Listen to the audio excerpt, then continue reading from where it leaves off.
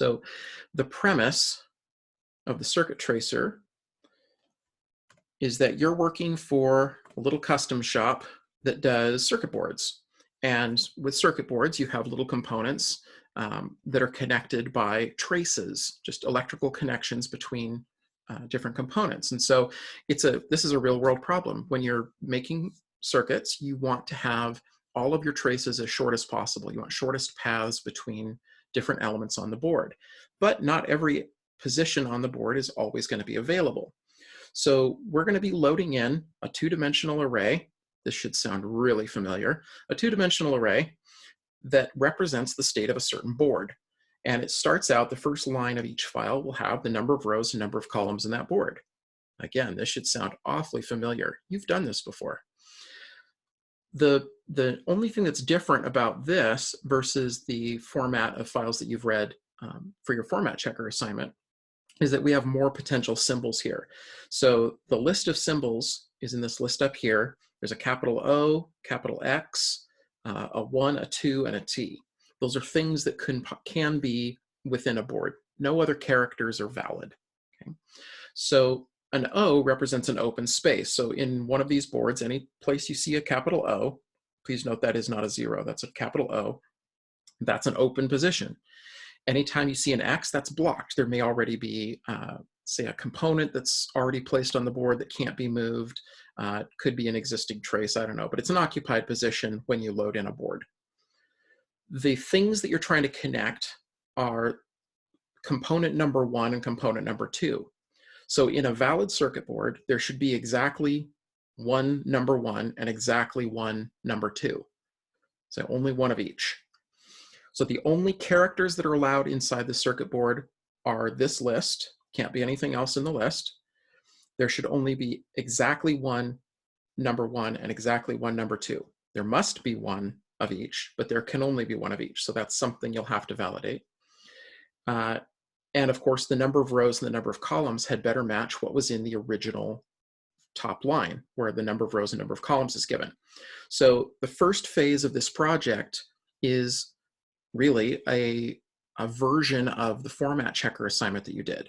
So when you load in a circuit board, you're going to have to validate, make sure that I have the right number of rows, right number of columns, only valid characters, exactly one number 1 and exactly one number 2. That's the goal of loading in the board. It's a format checker. Once you've done that, you're going to be running a brute force search algorithm to find all the paths, all the possible paths that connect the number 1 component to the number 2 component.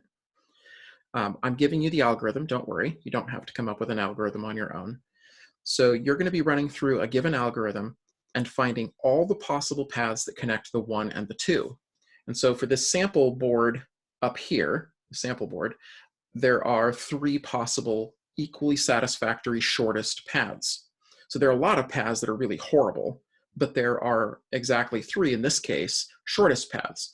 So traces are marked with T's, and you can only have left, right, up, and down connections. So there's no diagonal movement. So from this number 1, I could start by going to the right. If I went to the left, I'd be blocked in. There's no path down that in that direction. So if I start to the right, and then I go down, down, left, left, now the final T is adjacent to the 2. So this is a path that contains 5 trace steps. I could also have an equally good trace by starting to the right, down, down, left, down. So instead of coming across to this position like the first example, I come down and I still end up adjacent to the number 2. That's equally short. There are still 5 trace steps in that path. And then finally, the third solution is right, down, down, down, left. So that's also got 5 steps in it. So your search algorithm is going to explore every possible path, including really bad ones. So an example here, it comes all the way to the right, all the way down, then it comes across, up, and over. That's much longer than 5 steps in that trace path. So you're going to explore every path, but you're only going to keep solutions that are the shortest thing you've ever seen. So there could be multiples, but you'll only keep the ones that are short. If I found this solution down here and I'd already found one like this is longer, I wouldn't keep it. I'd throw it away. So here's the pseudocode for the search algorithm. And it is laid out, nicely indented, so that it maps very closely to the Java code you'll write. If you directly translate this pseudocode into Java and don't try to do anything different or anything fancy, it will work.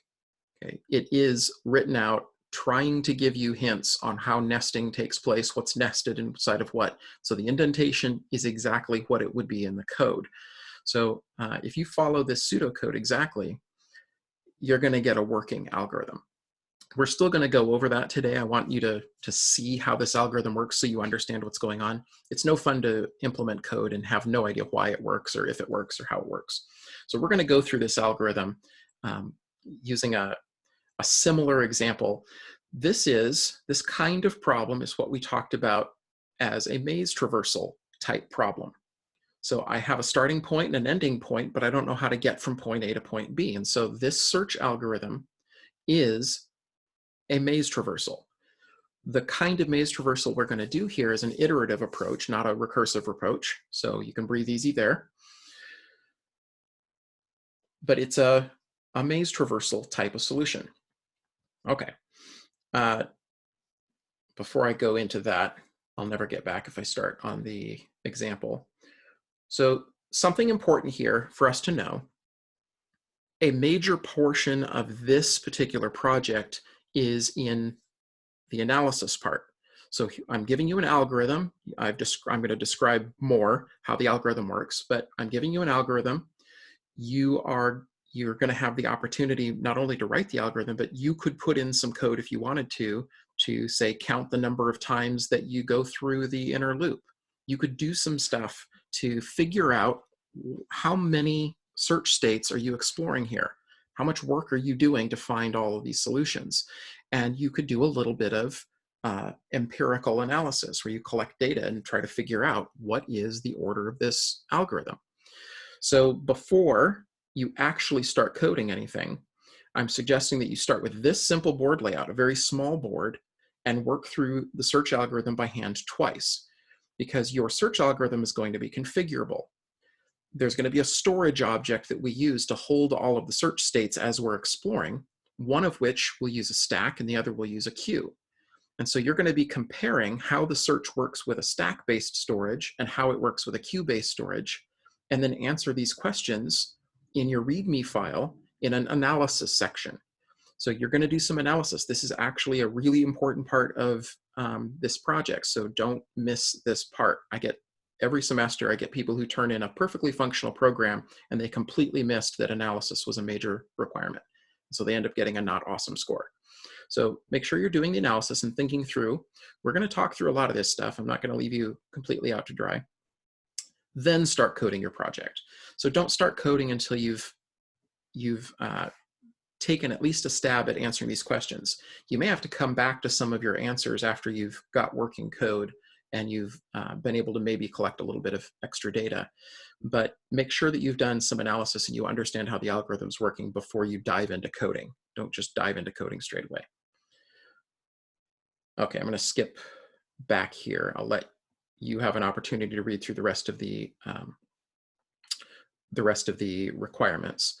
What I want us to do now is walk through a sample of how this algorithm actually works. So let me try, okay, present, that's what I'm looking for. So the sample problem we're going to work through, it's the same concept, the same general concept for a brute force search algorithm, an iterative brute force search algorithm. But the scenario we're going to use is a kind of classic puzzle problem called missionaries and cannibals.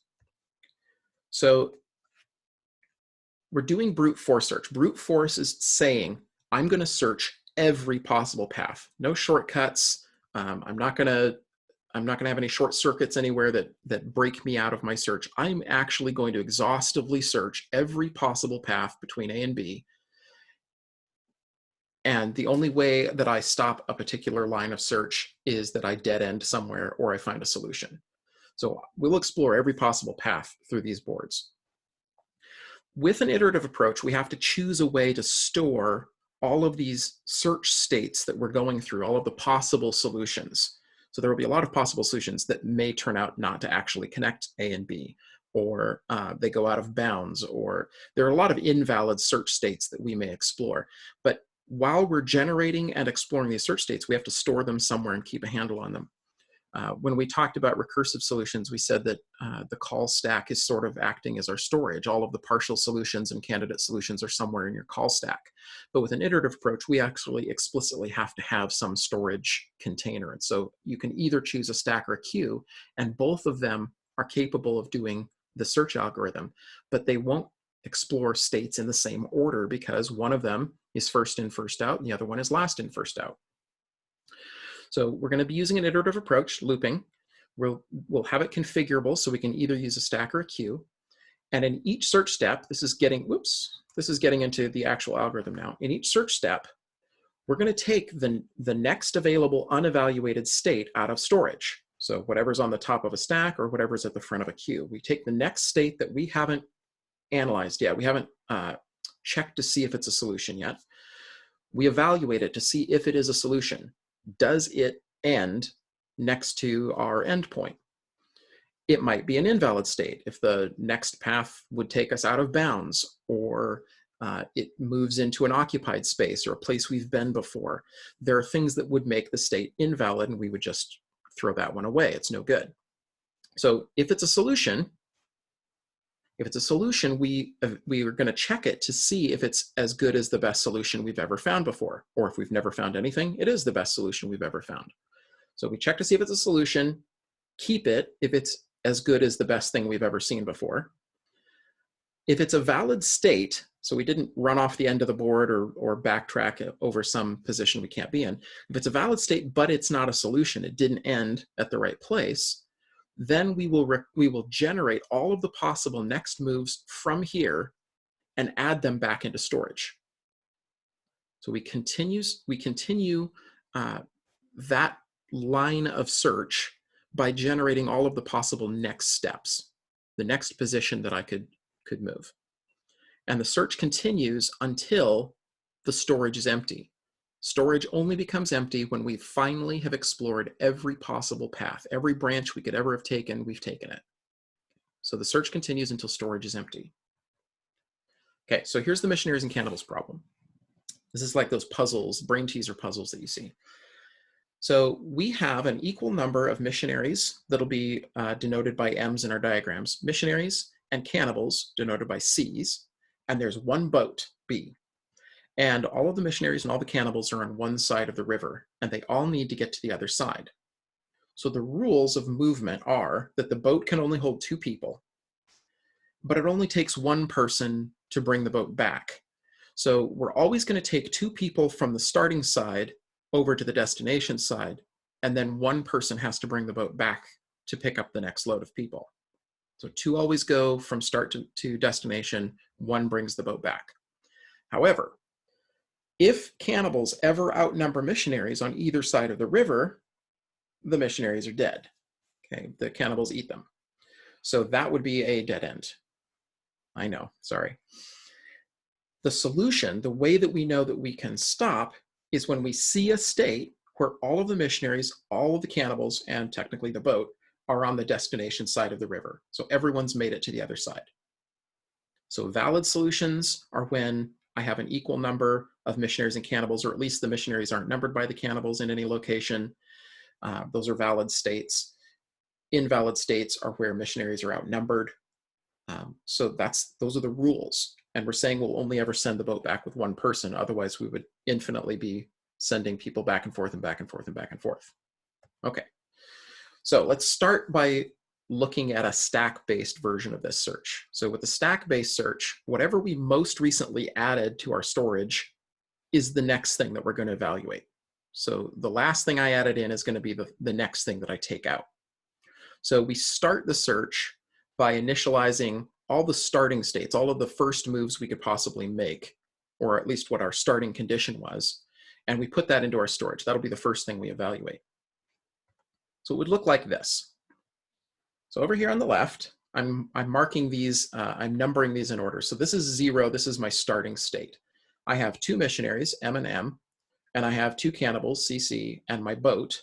And then this line down the middle represents my river. So that all of the missionaries, the cannibals, and the boat are on the left side, and they want to get to the right side. So if I ever saw MMCCB on the right side, that would be my solution state. Okay, so I would put that in storage first. My starting state would go into storage. So the first time that I go through my algorithm, I'm going to pull the next available search state out of storage. That would be this one. And I would evaluate it to see if it's a solution. And it isn't. It's not a solution, but it's a valid state. So I would generate all possible next moves from here, and I would end up generating this move as one move. Both missionaries take the boat across and leave the 2 cannibals behind. Okay, that's a move that I could make. And so that goes into storage. And I could send 1 missionary and 1 cannibal across with the boat. That would be another possible state. That goes into storage. And because it's a stack, state 1 is on the bottom, then state 2 would be on top of it. And the third possible move I could make is to send both cannibals across with the boat. And since it's the last state that I generated, it's on top of the stack. So my next move is to evaluate whatever's on top of the stack. So 2 and 1 are buried at the bottom now. 3 was the last thing I added, so it's the first thing I take out. And in this state, got my bar in the wrong place now. In this state, I have to send the boat back. So I have 2 cannibals. It's going to definitely be a cannibal that comes back. So I send 1 cannibal back to the left side of the river in the boat. So state 4 gets added to the top of my stack. I'm not going to get to 2 or 1 anytime soon because state 4 is what got added to the top of the stack. So I pulled that out of storage. I added it. I pulled it back out of storage. I look at it. It's not a solution. And missionaries are not outnumbered by cannibals, so it's a valid state. So it's not a solution, but it's a valid state. I generate all the possible next moves and add them to storage. So one possible thing I could do is send the boat back across with 1 missionary and 1 cannibal. The other thing I could do is send the boat back with, in this case, I send both missionaries across. In this case, I send 1 missionary and 1 cannibal back. So 5 went on the stack first, then 6. So 6 is at the top of the stack. My next time through my iteration, I pull whatever's on top of the stack and I evaluate it. And in this case, missionaries are outnumbered by cannibals in this location. So this is a dead end. That's not a solution. So it's not a solution. I will not generate any new states to put into storage based on this one. This was a dead end. So in my next round, I'll look at the most recently added, whatever's on top of the stack, and I find this state. Missionaries are not outnumbered by cannibals, so it's a valid state. So I generate next states. Not a solution, but not invalid. So I generate all possible next states. So I could send the boat back with 1 missionary, or I could send the boat back with a cannibal. 8 was the last thing I added, so it's the next one I'll evaluate. It's not a solution, but it's also not an invalid state. Missionaries aren't outnumbered. So I would generate all possible next states from 8, and there's only one choice. I send the boat with both cannibals. This is now, state 9 is now on top of the stack, so that's the next thing that gets evaluated, and when I look at this one, it's a solution. So I'm marking this one blue. This is a solution. I don't have any prior solutions, so this is the best thing I've ever seen. And as long as my states are actually remembering their history, they know how I got here, I can see that in order to get to this location, I have, starting at the beginning, 1, 2, 3, 4, 5, there were 6 steps in this solution. So this is the best thing I've ever seen before. I'm going to remember that this is a way that I can get everyone across the river. So I do that. I don't add any new states because it's a solution. So I continue my search. It's brute force, remember. I continue my search with the most recently added state, which is number 7. So in this case, there's only one possible move from here. It's a valid state, but it's not a solution. There's one valid move. I send the 1 missionary and 1 cannibal across with the boat. This is now my most recently added state, so it's the next thing to be evaluated. I look at this and, oh look, it's a solution. And it's a solution that has 1, 2, 3, 4, 5, 6 steps in it. So it's equally as good as the number 9 solution. So that's also a solution. I'll remember that one. Now, finally, state number 2, way back at the beginning here, state number 2 is now at the top of the call stack. So I can start evaluating it and generating next possible states. So we'll skip going through all of them. But that's what the final search looked like. Okay. And I had a couple more dead ends, places where the missionaries were outnumbered by cannibals. And I ended up with 2 more solutions down here. All of the possible solutions to this problem involved 6 steps. So I had 4 equally good solutions at the end of this. So the key idea here, kind of looking back, lost my cursor, here we go. Looking back, you can see here, I want to go to right here. Okay. When I initially started, I had 3 possible first moves, but we explored every path that went down the last searched, the last added state. We explored every path along that direction before we ever explored states 1 or 2. We ran ourselves all the way to the end, all the way to a solution, or all the way to a dead end before we quit looking. This kind of search using a stack is generally referred to as depth first search. It's like I keep running in a straight line until I hit something. I don't branch out, I don't look anywhere else. I go as deep as I possibly can along this path before I ever stop. So this stack-based search is what's referred to as a depth first search. I don't explore any other possible original path until I've exhausted everything down the most recent path. Go as far as you can in one direction before you backtrack. Let's get back ahead. So how is a queue different? If we use queue as a storage, so in queue-based storage, or queue-based search, the oldest thing that I've added, this is first come, first serve, first in, first out.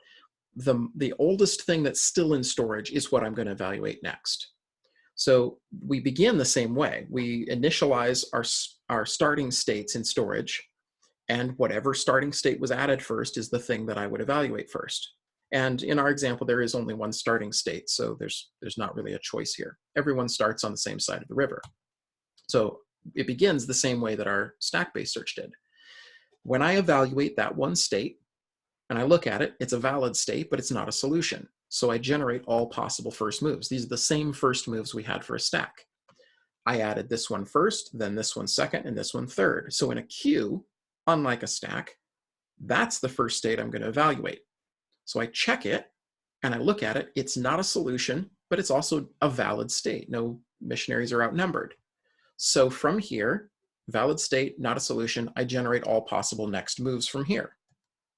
And there's really only one. I can send one missionary back with the boat. Instead of evaluating this one right away, it's at the end of my queue. It got added to the rear. So the oldest thing in my queue right now is this state number 2. So that's the next one I'm going to check.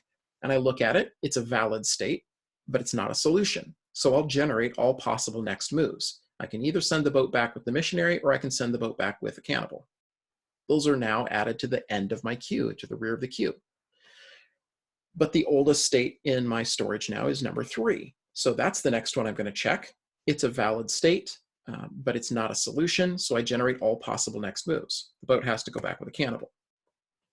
So instead of following one path all the way to completion, we've checked all of the first moves and generated all of the second moves. Now, the oldest thing in storage is this number 4, the one that I generated from my original state 1. So I would explore all possible next moves from there. That one was a dead end. Then I would have explored all possible steps from 5, generating 2 new states. Then I would check 6 and realize it's a dead end, so I won't generate anything, new from there. Then I would check 7, generate 2 possible next moves. I'm always branching out one level at a time. So from step 0, I do all of my step 1s first, one step away from the original state. Then I do all of my states that are 2 moves away. Then I do all of my states that are 3 moves away. Then all the steps that are 4 moves away. Then all of the states that are 5 moves away. So it's like you're fanning out, you're radiating away from the starting point, but you're doing it uniformly, one step at a time in all directions.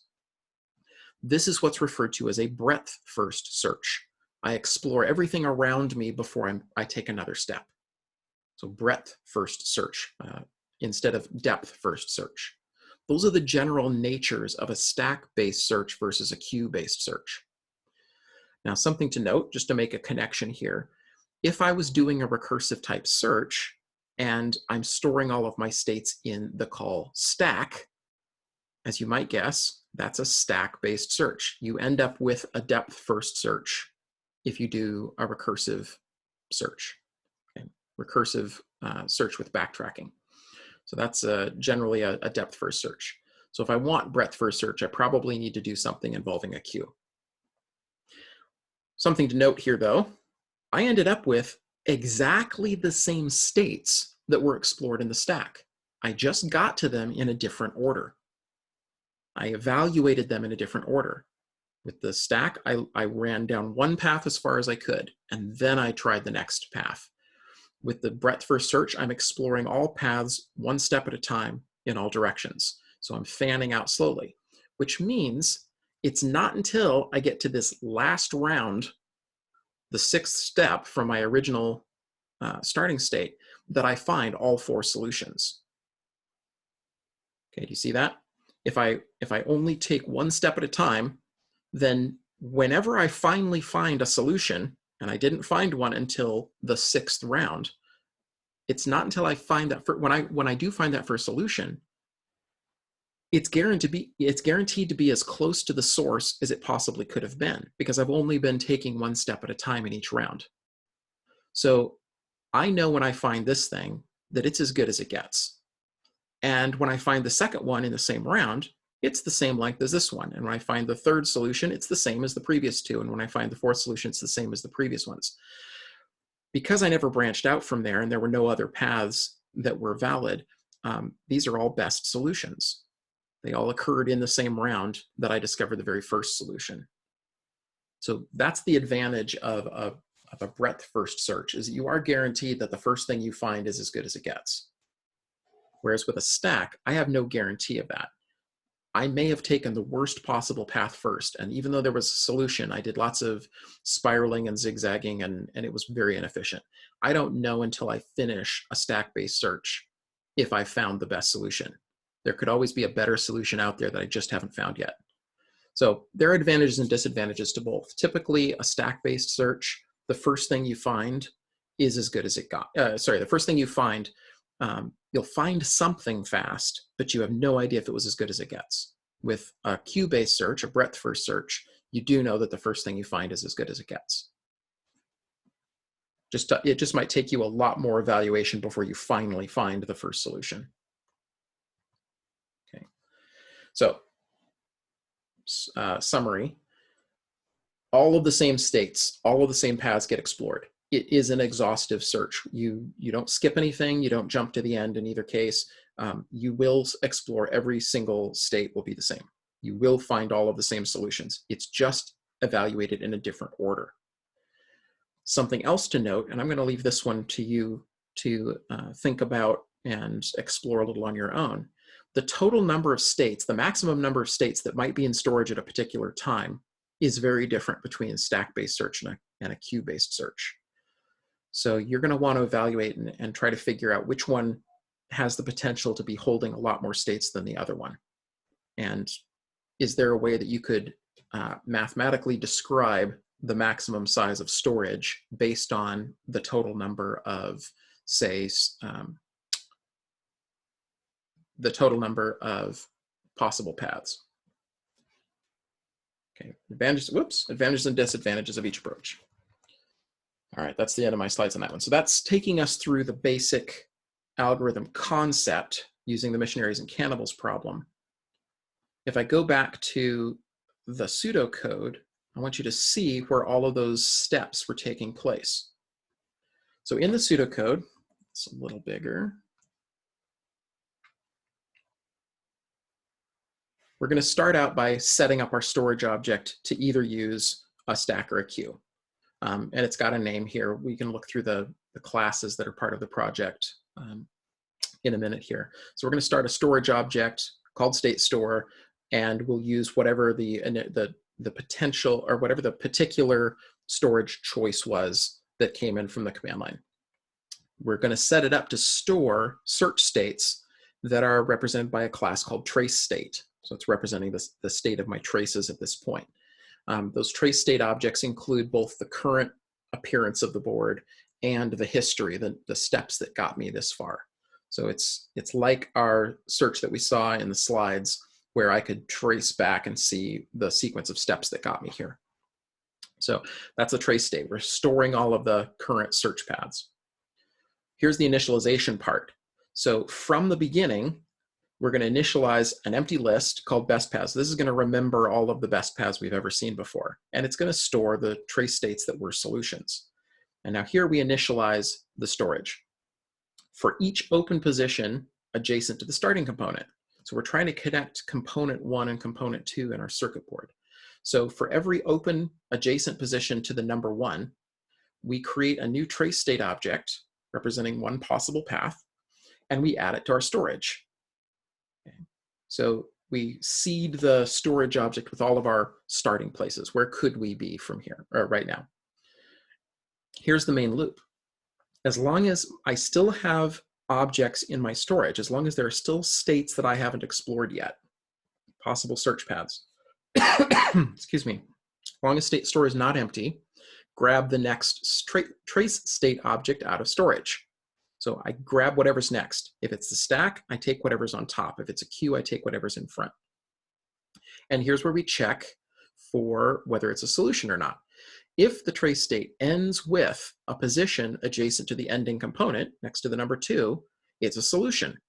So we check to see if the trace state's path is equal in length to the shortest trace state that we've ever seen before. Is it as good as we've ever seen? If it is, we store it.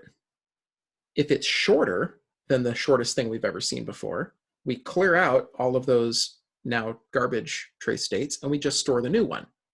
And if it's worse than the best path we've ever seen before, we don't do anything. We found another solution, but it wasn't as good as we've ever seen before, so we just throw it away. If it's a valid state, but it wasn't a solution, then we add all possible next moves back into our storage object. So if it was a valid state, but it was not a solution, if the object does not end with a position, the trace state does not end adjacent to the ending component, then we generate all valid next trace state objects and put them in storage, and go back to the top of the loop and keep searching. Eventually, this loop will search through every possible path in the board.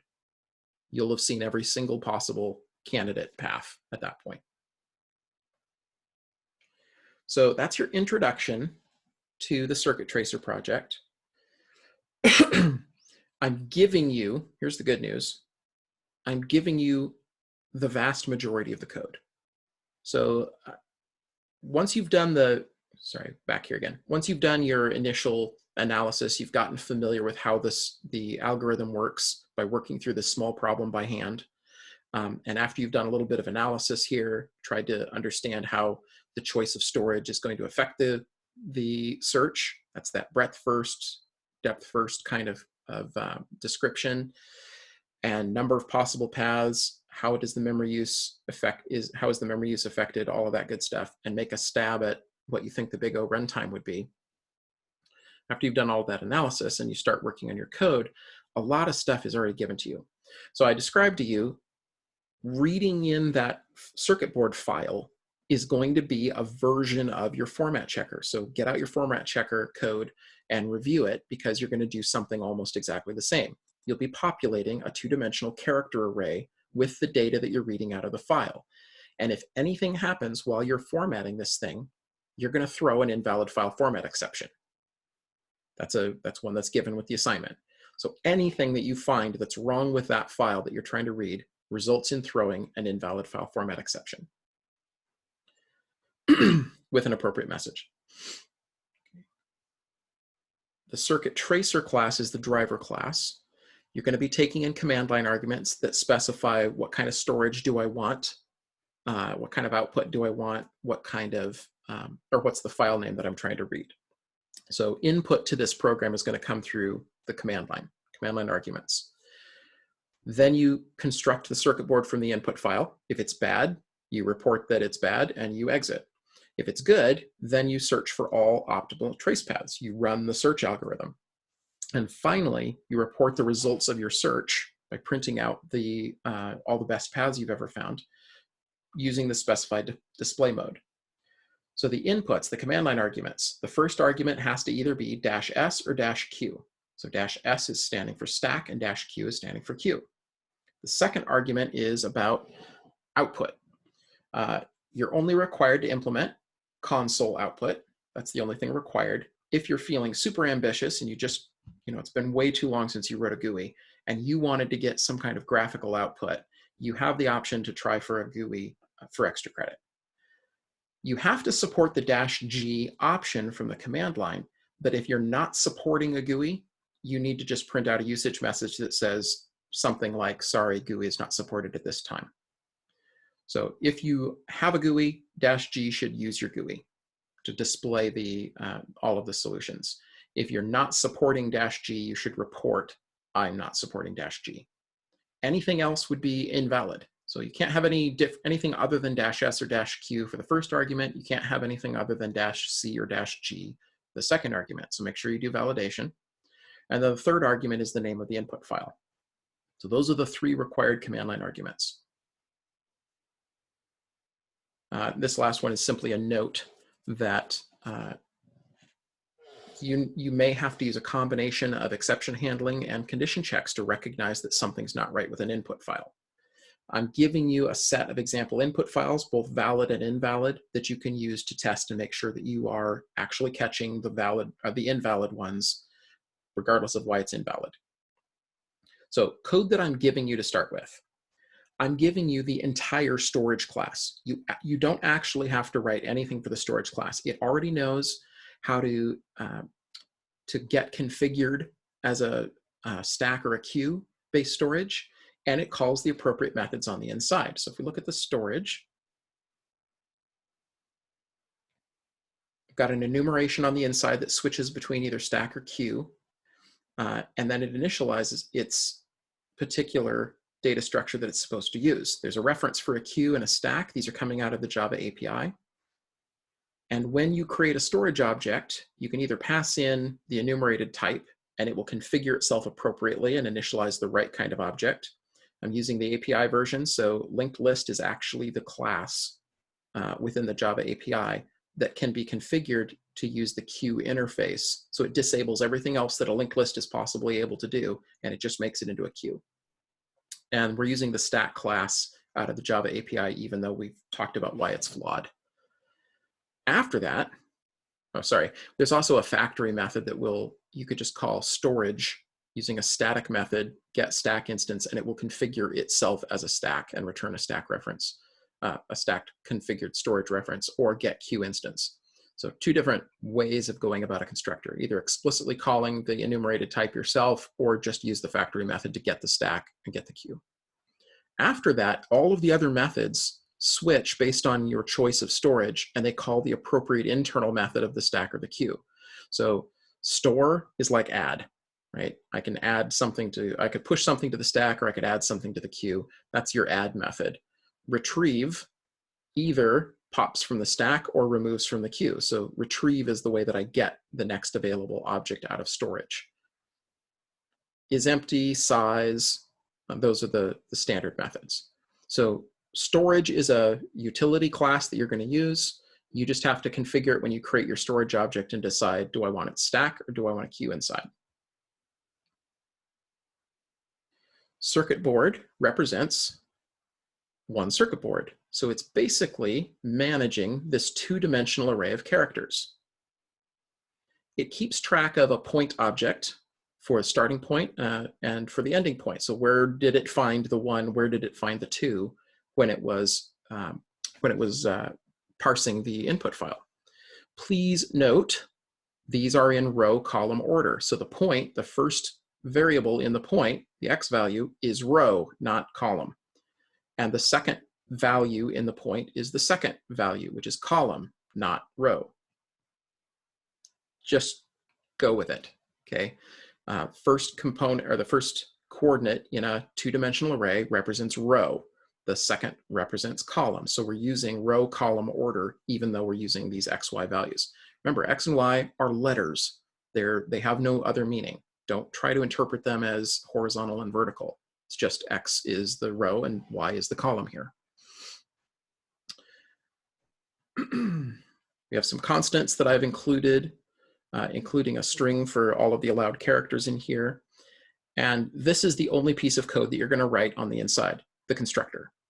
So you'll create the constructor. If the file name that's passed in is invalid, let it throw the file not found exception. Don't try to catch file not found exceptions.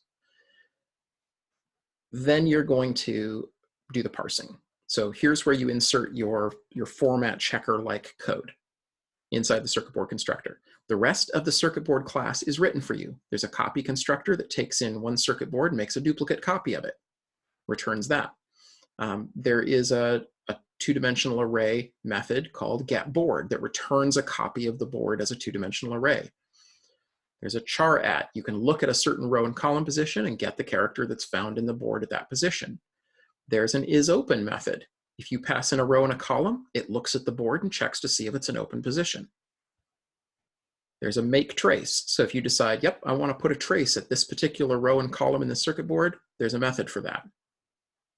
You can get the starting point, you can get the ending point, you can get how many rows, how many columns, you can print out a circuit board. The two-string method's already written. The only thing you have to add to the circuit board is the constructor that reads in the file and validates it, okay? If you find yourself writing any other method in here, it's probably because you forgot that you already have a method that does whatever it is you're trying to do. There should be nothing else that you have to write in the circuit board class. A trace state is also a complete class. There's nothing in here you have to do except read through the code and understand what's available to you. Everything you could possibly want a trace state to do is in here already. You just have to look through the class and find the method that does what you want. So a trace state consists of a static circuit board and an array list of points that is giving you your history. So the first point in the array list is the first point that was part of the path. The next point is the second point that was ever added, the second trace. So whatever's at the end of your current array list is the last point that was added, the last row column position. So you can see the history in which points were added to your path by looking at the array list path. So that's the static snapshot, but that's the history. So those are the two things that make up a trace state. There are two constructors for trace state, one of which allows you to add initial states. This is how I build a state from a freshly read file. So it takes in the starting board and the first row and column where you want to put your first trace. So you only use this one at the very beginning when you're initializing your storage object with beginning states. Everything after that is going to use the second constructor, which takes a previous state and builds on it. So it takes another trace state as a starting point, and you pass in the row and column you want to add to it. So first constructor is only used for creating a brand new trace state out of a starting circuit board. Everything after that, you're going to build on a previous state. Don't mix those two together. So like the circuit board, trace state has an isOpen method, which is calling the board's isOpen method internally. You can ask for the length, the current length of this path. You can get the value at a current row, the row of the last point and the column of the last point, so you can see your coordinates. Where's the end of my trace state right now? You've got a getBoard method that gets you a copy of the circuit board. You can get the path, returns a copy of your path. You've got an isComplete. So you can ask a trace state if it's a complete path, and it will figure it out for you. So you don't have to figure out whether your trace state ended at next to the endpoint. There's a method for that, isComplete. There's an adjacent method that is used internally for that. And then there's a toString that just prints out the board. So all of the code, all of the things you would need a trace state to do, it's already written. You just have to look through the code and see what it is you need. I'm providing the invalid file format exception class that you need. There's also an occupied position exception. that you don't ever have to throw one of these yourself, but the circuit tracer does it sometimes. The circuit tracer, this is your driver class. This is the other place where you will write some code. And the code you'll write is to evaluate input arguments. So in the constructor for creating your circuit tracer object, you're gonna parse your arguments and print a usage message if it's invalid. Here's the constructor. So here's your to-dos. Parse the command line arguments, initialize the storage to use the stack or the queue based on your command line arguments. Read in the circuit board. There's your format checker part. If it's valid, you return the circuit board. If it's invalid, you throw an invalid file format exception. Run the search for the best results. This is where your search algorithm goes, translating the pseudocode. And then finally, output the final results to the console or GUI based on what was passed in by the command line arguments. So this is the other place where you're going to be writing most of your code. Make a valid usage message. Yeah, that's it. Write the valid usage message and print usage, and do the things that are in the circuit tracer to-dos. Most of the code for this project is given to you. You just fill in the blanks.